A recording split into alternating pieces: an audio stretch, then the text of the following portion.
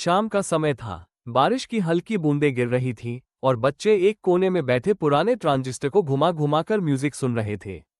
तभी एक बच्चा बोला, दादाजी, आपने कभी रेडियो पर अपना नाम सुना है? दादाजी की आंखें चमक उठीं। उन्होंने मुस्कुराते हुए कहा, एक बार नहीं बेटा, एक बार ऐसा दिन आया था जब पूरे गांव में मेरे नाम की गूंज थी, रेडियो पर, और वो दिन मैं कभी नहीं भूल सकता।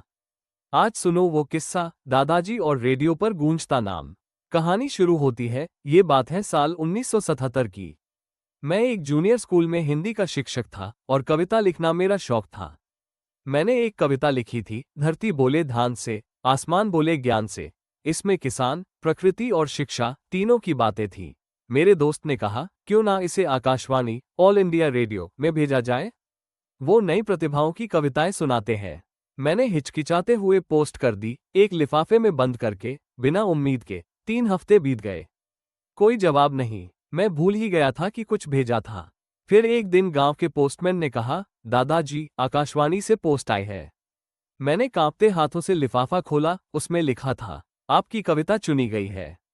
कृपया रिकॉर्डिंग के लिए हमारे स्टूडियो आए। बच्चे चौंक कर बोले, फिर आपने रिकॉर्डिंग कैसे की दादाजी? दादाजी बोले, मैं पहली बार शहर के रेडियो स्टेशन गया, सफेद कुर्ता पहनकर, कांपते हुए दिल के साथ। वहां एक कमरे में माइक रखा था और रेड लाइट जल रही थी। एक आदमी बोला, शुरू हो जाए दादाजी, लाइव रिकॉर्डिंग है।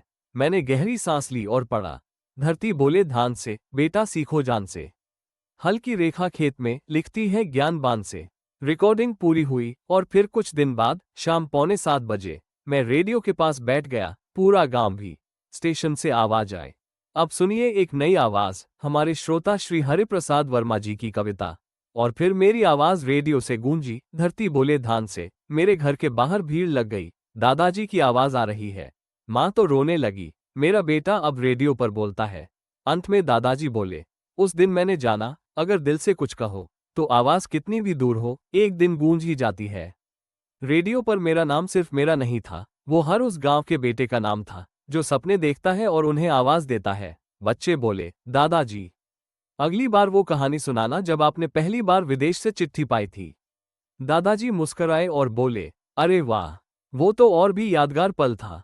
अगली बार सुनाऊंगा दादाजी, और विदेश से आई अनजानी चिट्ठी।